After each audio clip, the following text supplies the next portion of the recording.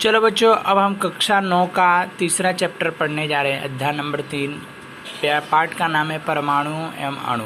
परमाणु और अणुओं के बारे में आज हम पढ़ने जा रहे हैं, जो ये रसायन से रिलेटेड है। ठीक है, अब इसके अंदर हम देखेंगे तो इसके अंदर पहले दिया गया है कि प्राचीन भारत में एक ग्रीक दार्शनिक द्रव्य के अज्ञात एवं अदृश्य रूप से सदैव चकित होते रहे। पदार्थ की विभाजिता के मत के बारे में भारत में बहुत पहले लगभग 500 ईस्वी पूर्व विचार व्यक्त किया। मतलब इसमें क्या हो कि जो प्राचीन भारत के ग्रीक दार्शनिक है, जो विदेश मतलब जो अंग्रेज आए थे, उनके एक दार्शनिक जो इसको मतलब इसके बारे में जानते थे, तो इसके बारे में विचार करते थे कि क्या है 500 वर्ष पूर्व पहले। ठीक है,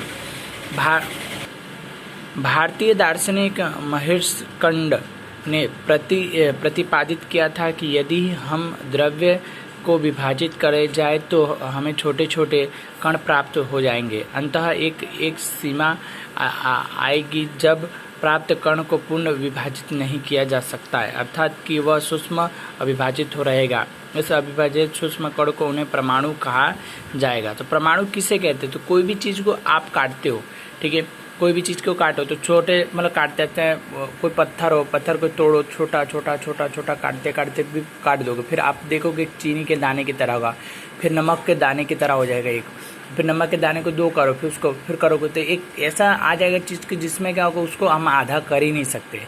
समझ आ रहा है उसको? तो ऐसे छोटे से छोटे कण को क्या परमाणु के रूप में कहा जाता है। ठीक है, एक अन्य भारतीय दार्शनिक पकुधा कालेत्यम ने इसको बताया कि विस्तृत रूप से समझाते हुए कहा कि यह कण सामान्य संयुक्त रूप से पाए जाते हैं। मैं सामान्य रूप से क्या कण होते हैं, छोटे छोटे जो कण होते हैं एक समान रूप में होते हैं, जो हमें द्रव्यों के विभिन्न रूपों में प्रदान करते हैं। मतलब द्रव्य मतलब पानी के रूप में हमको मिल जाते हैं। ऐसे अब हम देखें तो लगभग इस समय में ग्रीक दार्शनिक डेमोक्रिटिक्स और ल्यूपिस ने सुझाव दिया था कि यदि हम द्रव्य को विभाजित करते जाए तो एक ऐसी स्थिति आ जाएगी कि प्राप्त के कण को पूर्ण विभाजित नहीं किया। मतलब द्रव्य पानी को भी अगर हम अलग एक टब पानी लो, फिर उसको आधा करो, फिर आधा आधा आधा आधा करो, एक बूंद बचे, एक बूंद को आधा करो, एक बूंद उसमें जा, तो एक ऐसा समय है उसमें बिल्कुल आधा कर ही नहीं सकते, उसको विभाजित किया ही नहीं जा सकता है, जिसे हम परमाणु कह सकते हैं। यह सभी सुझावों को दार्शनिक विचारधारा आधारित थे। इनमें से विचारधारा वैदिक सिद्धांतों के लिए 18वीं शताब्दी में तक कोई भी प्रयोगात्मक कार्य नहीं, मतलब इसमें कोई भी प्रयोग किया नहीं गया, खाली विचार करते हुए इस पर कोई प्रयोग किया जाता नहीं था। फिर 18वीं शताब्दी के अंत में वैज्ञानिकों ने तत्वों को योग के बीच भेद को समझा तथा स्वाभाविक रूप से यह पता हो सका इच्छुक हुए कि तत्व कैसे तथा क्यों संयोग करते हैं। इस जब तत्वों को परस्पर संयोग करते हुए क्या है, मतलब उन्होंने क्या किया कि पहले 18वीं शताब्दी के बाद उन्होंने विचार किया कि तत्व कितने प्रकार के होते हैं, एक जैसे कौन कौन से होते हैं। उन कुछ तत्वों को बांट दिया गया, 114 तत्व समथिंग बांटे गए। ठीक है, उनके बारे में विचार करने लगे, अलग अलग करने लगे। वैज्ञानिक अंतौ एल लवाइजिए ने रासायनिक संयोजन के 2 महत्वपूर्ण नियमों को स्थापित किया, जिसमें रासायनिक विज्ञान को महत्वपूर्ण आधार है। मतलब इन वैज्ञानिक ने क्या 2 महत्वपूर्ण सिद्धांत दिए रसायन के लिए, बताया है कि इसको किस तरह से किया जा सकता है। ठीक है,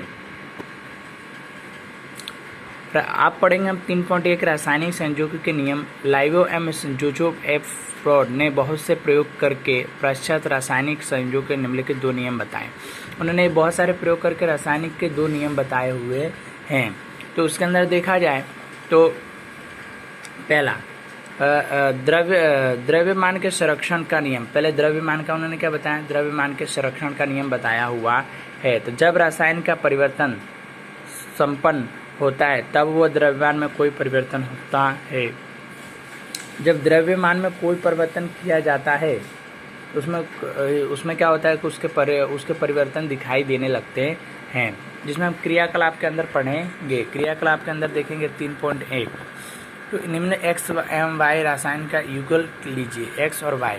कॉपर सल्फेट सोडियम कॉपर, जिसमें मात्रा क्या होती है 1.25, इसमें 1.43 होती है। बेरिक क्लोरो सोडियम कॉपर, इसमें दिया गया 3 अलग अलग मात्रा बांटे गई है, जिसको अंदर क्या सोडियम मिलाने पर ये अलग अलग मात्रा बढ़ जाती है, जिसमें एक्स और वाई युगल की सूची में किसी युगल के रसायन अलग अलग विलयन के 10 मिली तैयार किया जाता है, जिसमें उपयुक्त युगल को विलयन में वाई के विलयन में एक शक्कराकार फ्लास्क में लीजिए, जिसमें से एक्स और विलयन को छोटे परख नली में डाल लीजिए। छोटे परख नली में विशेष युक्त फ्लास्क में इसके प्रकार के लटकाई थी दोनों विलयन के परस्पर मिश्र ना हो और तत्पश्चात फ्लास्क में ये मुख्य रूप से एक चित्र में देखा। तो इसमें अंदर क्या करना है कि इस तरह से लेना है, एक्स और वाई को लेना है। एक पानी के अंदर एक्स होगा और वो नली के अंदर का एक्स होगा और पानी के अंदर वाई होगा। अब इस तरह से लटका है, देखो पानी के अंदर भी है और उसके अंदर मिल भी नहीं रहा है। इस तरह से हमको क्या करना है, फिर उसके अंदर आपको अंतरयुक्त फ्लास्क को सावधानीपूर्वक तोल लीजिए, मतलब तोलना है हमको। फिर तब फ्लास्क के झुका करके इस प्रकार से घुमाइए जिसमें एक्स और वाई का विलयन मिश्रित हो जाए, मतलब कि उसके अंदर दोनों झुकाकर मिला दें तो दोनों मिल जाए। तब ये फ्लास्क के पूर्ण तोल लीजिए। फिर शर्करा फ्लास्क में ये अभिक्रिया हुई कि सोचा कि कोई रासायनिक अभिक्रिया हुई। फ्लास्क में जो मुख्य रूप से कर्क लगाते हैं कि फ्लास्क के द्रव्यमान के अंतर वस्तुओं में कोई परिवर्तन नहीं होता, मतलब उसके अंदर मिलाओ, अब मिलाने के बाद पता चलेगा उसमें वजन में कोई परिवर्तन होता नहीं है। जैसे द्रव्यमान संरक्षण के नियम के अनुसार किसी रासायनिक अभिक्रिया को द्रव्यमान का न तो सर्जित किया जा सकता ना ही विनाश, मतलब ना उसको मिला सकते हैं और ना ही उसको क्या ख़त्म किया जा सकता है।